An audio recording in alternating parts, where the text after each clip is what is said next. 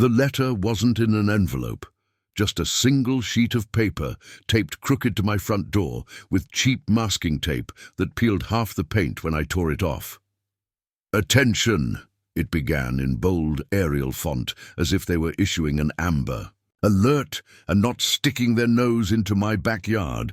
Effective immediately, it continued, the Silver Pines Homeowners Association has amended its bylaws to prohibit the ownership or harboring of any and all exotic animals. This includes, but is not limited to, snakes over 4 feet in length, birds with a wingspan greater than 12 inches, animals not native to North America, or any creature requiring a Class 2 or 3 permit by state or county regulation. Non-compliance will result in daily fines of $500 and potential impoundment of animals under HOA authority. Signed in a shaky flourish, Barbara Merriweather, HOA President. I stood in my doorway in sweatpants and a sleep shirt with "Animal people are my people" written across the front. Echo, my macaw, was perched on the wrought iron cage stand behind me, craning his neck toward the door and saying, "Rude, rude," in a tone that would have made a drill sergeant blush. "Yeah, buddy," I muttered, folding the notice in, half and tossing it into the recycling bin. They've got no idea who they're dealing with. Because the HOA, the Great Silver Pines gatekeepers, had no clue that I wasn't just some weirdo with a jungle in her living room. I wasn't just someone who liked parrots and snakes and rescue foxes.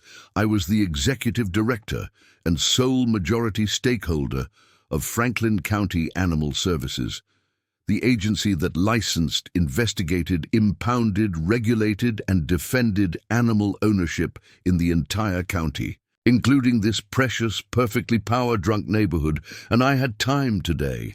I didn't pick this fight. In fact, I'd gone out of my way not to. When I moved into Silver Pines 5 years ago, I'd done so after a long review of the property rules, carefully selected a home with a fully fenced backyard and a grandfathered garden shed I'd converted into a heated animal shelter. All of my animals were registered with the county. I'd submitted voluntary documentation to the neighborhood committee when I moved in, explaining everything I owned was fully compliant. I'd never once hosted a petting zoo or brought Echo outside unleashed or let Momo, my little fennec fox, anywhere near another yard.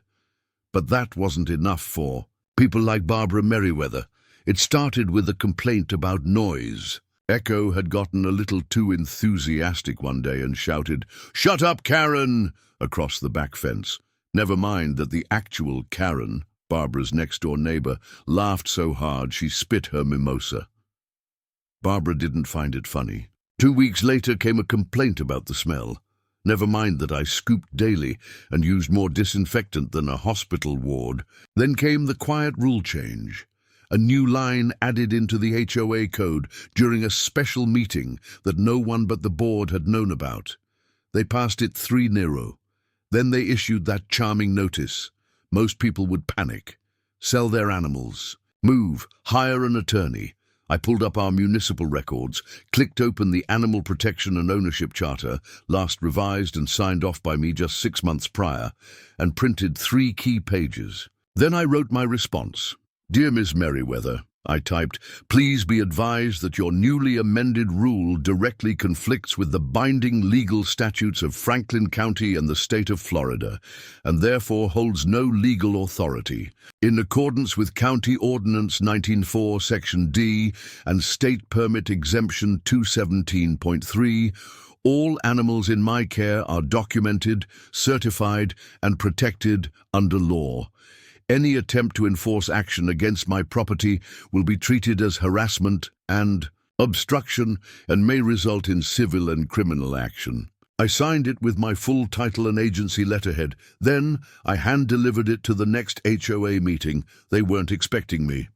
The meetings were usually 10 people in folding chairs eating cookies from plastic trays. This time, packed over. 50 people, mostly retirees and middle-aged professionals, curious about what the animal lady was going to say.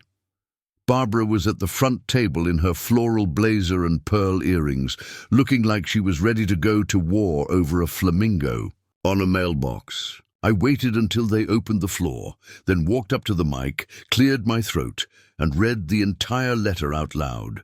The silence was thick enough to cut with a shovel. You could see the realization trickling across faces as I calmly listed the statutes. When I explained that the county had already reviewed and approved my animal permits annually, several audience members nodded. When I mentioned that exotic pet restrictions by law must be handled at the county level to avoid conflict with agriculture and wildlife codes, one guy in the back clapped. Barbara tried to interrupt. "But your snake," "Opal," I said, calmly, "is a Burmese python, 9 years old, non-venomous, licensed, caged. I'd be happy to forward you her veterinary records and the USDA inspection from last fall." "I don't want a snake next door," she snapped, "and I don't want your husband mowing his lawn at 6 a.m., but I've learned to live with it." Gasps. Laughter. One woman actually choked on her coffee. Barbara sputtered. "This isn't funny." "You're right, it's not. It's illegal." That shut her up.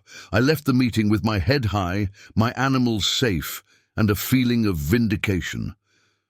For about 24 hours, then Barbara escalated. The next day, I received a second notice, this one typed in red font, citing emergency board powers. It declared that since my animals were now publicly acknowledged, the HOA would begin fining me daily for violating communal safety standards. Attached was an invoice, $1,500 due in 10 days. That's when I called my attorney, not my animal control legal team, the private attorney I kept on retainer for fun little moments like this. He reviewed the notice, laughed for a full 30 seconds, then asked, "Can I come with you when we serve them?" We did. 3 days later, Barbara received a formal cease and desist, a claim for defamation, and a copy of a 21-page lawsuit citing everything from misrepresentation to abuse of process. HOA boards have power, but not the power to break state law, and not the power to punish a citizen for legal, licensed property ownership. But it didn't end there. No, because Barbara was too proud to quit. She called the local news.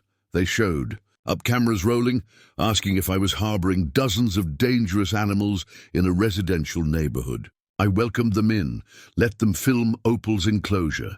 Echo danced on his perch and sang the Jeopardy theme. Momo wore her little vest and curled up in my lap like a sleepy cat. The news anchor blinked. "This is adorable." They aired the story.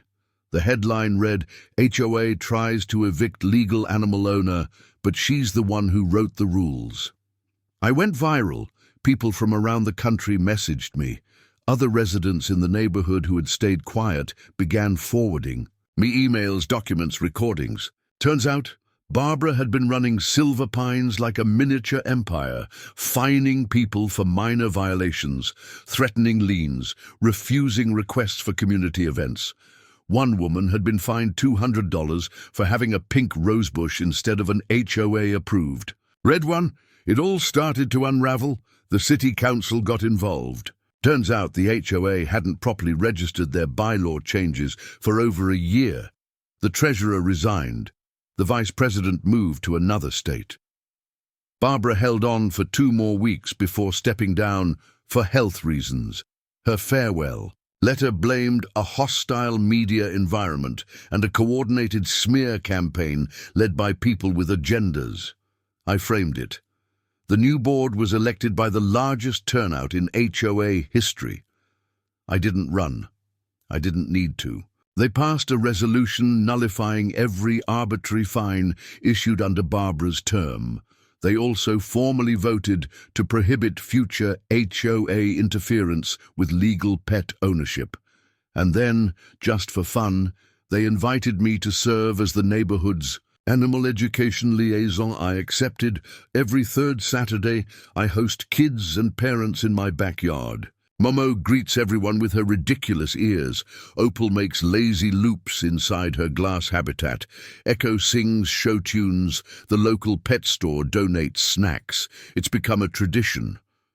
Last month, Barbara's husband brought their grandkids. She stayed. In the car, windows up, scowling like a bulldog with a lemon wedge. I waved, because here's the thing. Bullies thrive on fear and silence. But when you know the law better than they do, when you've written it, enforced it, lived it, you become the storm. They can tape their notices. They can wave their clipboards.